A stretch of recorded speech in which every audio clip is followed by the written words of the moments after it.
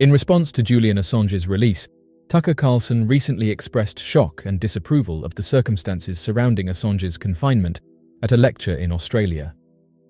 Midway through the Perth journey, Carlson expressed his disbelief by saying that he was surprised this had happened.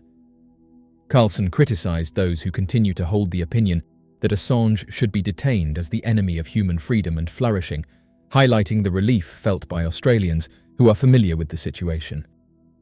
He continued by saying that it was monstrous that he spent 12 years locked away for exposing other people's crimes. Carlson offered commentary on Assange's predicament, criticising the reversal of justice in his case, saying that typically the guy who discovers the crime doesn't go to jail. It's the guy who commits the crime who goes to jail. Julian Assange, the founder of WikiLeaks, has been a polarizing figure in global politics and media. While his detractors accuse him of endangering national security and diplomatic relations, his supporters argue that Assange's actions are rooted in the principles of transparency, accountability, and the public's right to know. Assange's work has consistently aimed to challenge excessive government secrecy.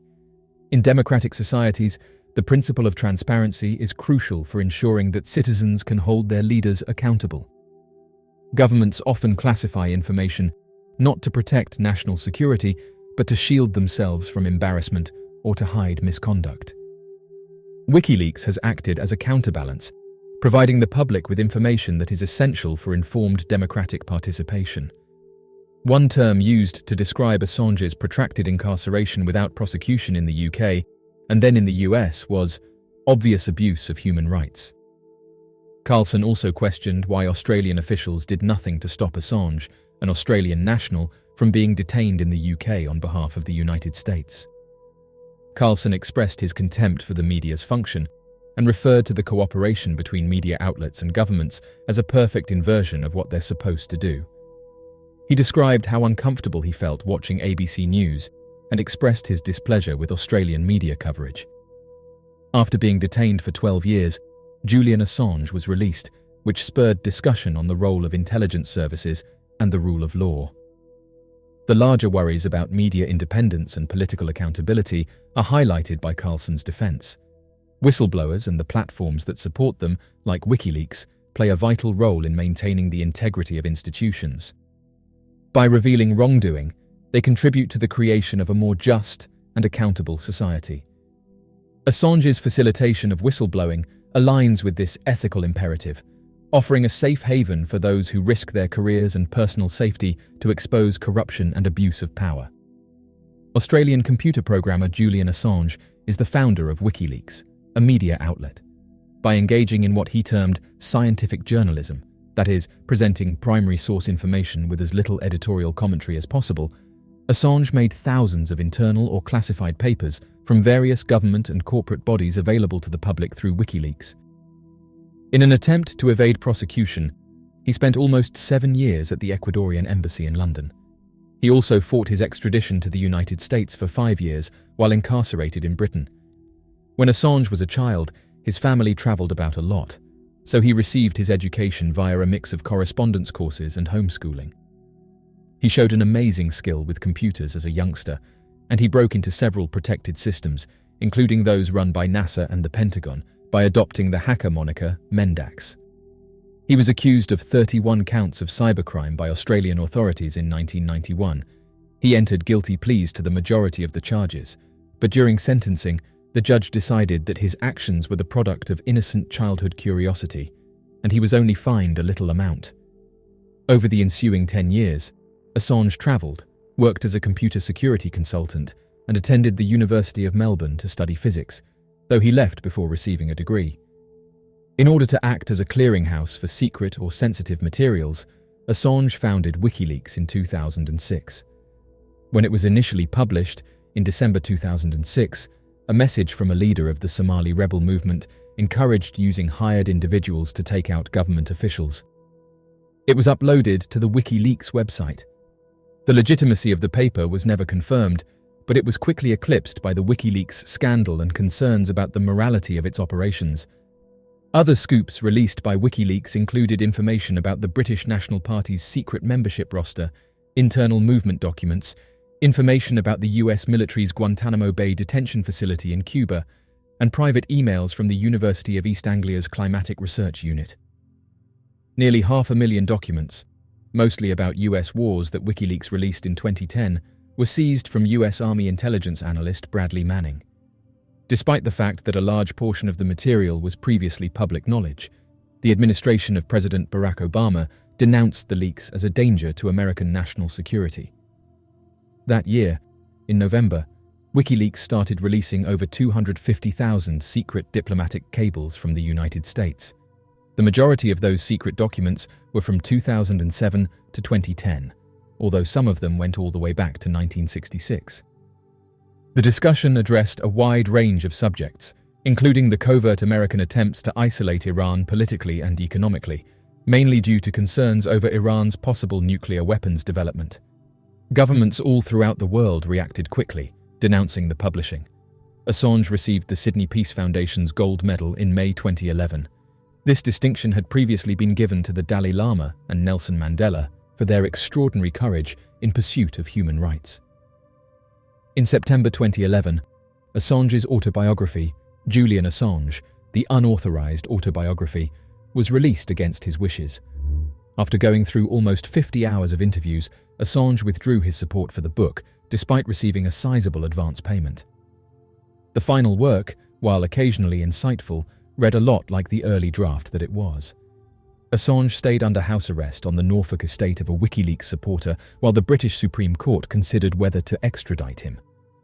From this location, Assange conducted a series of interviews that were compiled into a talk show called The World Tomorrow, which made its internet and television debuts in April 2012 on the state-run satellite news network RT. Assange sought sanctuary at the Ecuadorian embassy in June 2012, following the Supreme Court's denial of his extradition petition. He claimed in his asylum application that if he was extradited to Sweden, he may end up facing charges in the US for his WikiLeaks-related activities. According to Assange, the trial would be politically motivated and might result in his execution. Assange's plea was approved in August, but he was still detained within the embassy while Ecuadorian and British officials worked to find a solution. The information released by WikiLeaks often pertains to actions carried out in the name of the public, using taxpayer resources. As such, there is a compelling argument that the public has a right to know what their governments are doing, especially when those actions involve ethical breaches or violations of international law. Assange has operated under the principle that sunlight is the best disinfectant, advocating for a more open and transparent government. Critics argue that Assange's actions have endangered lives and national security. However, this perspective often overlooks the broader context of whistleblowing and the benefits it provides to society. In democratic societies, the media and whistleblowers act as checks on power. Without them, governments could operate with impunity, unchecked and unaccountable. Assange's work, therefore, can be seen as a necessary component of a healthy democracy. The revelations published by WikiLeaks have led to important public debates and, in some cases, policy changes that have improved governmental transparency and accountability. While there have been claims that WikiLeaks disclosures have put individuals at risk, there is scant evidence to suggest that these releases have directly resulted in harm. Assange has repeatedly asserted that WikiLeaks employs rigorous vetting processes to minimize potential harm, redacting sensitive information when necessary. Furthermore, the principle of whistleblowing involves weighing the potential risks against the public interest in knowing about significant wrongdoing. Whistleblowing, the act of exposing wrongdoing within an organization, is a crucial mechanism for maintaining accountability and transparency in both public and private sectors. Despite its importance in upholding ethical standards and protecting public interests, whistleblowing is fraught with significant dangers. These risks can be legal, professional, social, and psychological, making whistleblowing a perilous endeavor for those who choose to come forward. One of the most immediate dangers whistleblowers face is the potential for legal and professional repercussions.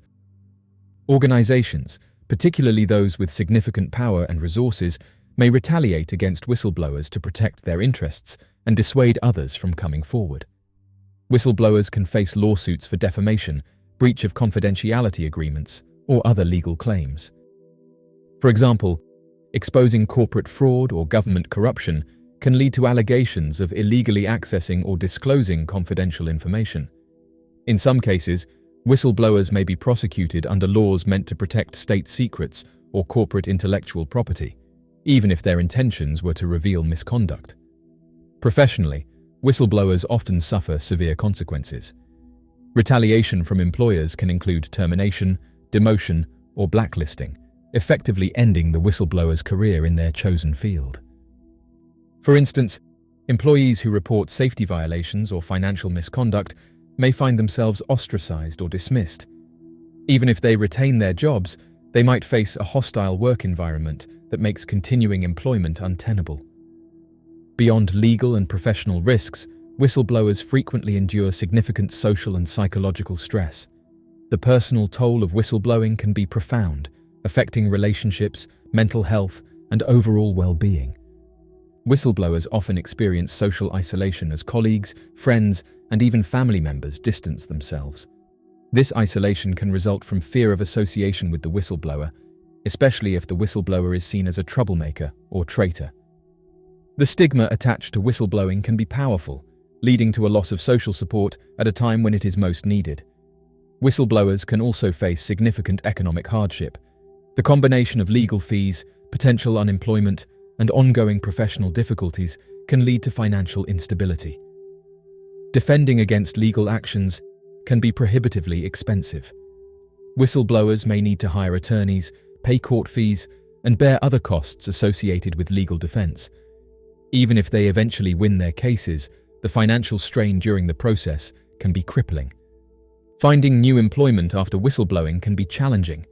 Potential employers might be wary of hiring someone perceived as a whistleblower, fearing that they might expose issues within their new organization. This employment stigma can lead to prolonged periods of joblessness or the need to switch careers entirely, often at significant personal and financial cost. The dangers of whistleblowing are exacerbated by organizational and systemic barriers designed to protect the status quo. Institutions often have vested interests in suppressing dissent and maintaining secrecy, creating a hostile environment for whistleblowers.